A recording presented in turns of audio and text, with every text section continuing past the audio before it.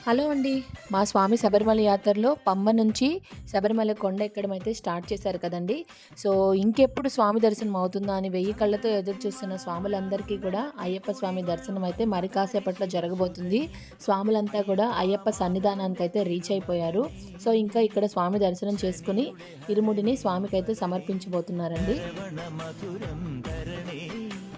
മനസിൻ പമ്പയിൽ നീരാടുകനി ശരണ നദിയലകളണി നന്ദനത്തിൻ മണമുള്ള നന്ദനത്തിൽ കുടികൊള്ളും മന്മധാരി ശിവസുതനി അയ്യപ്പ മാധവന്റെ തിരുമകനി ശനിയുടെ ഹരണി ഭരണി.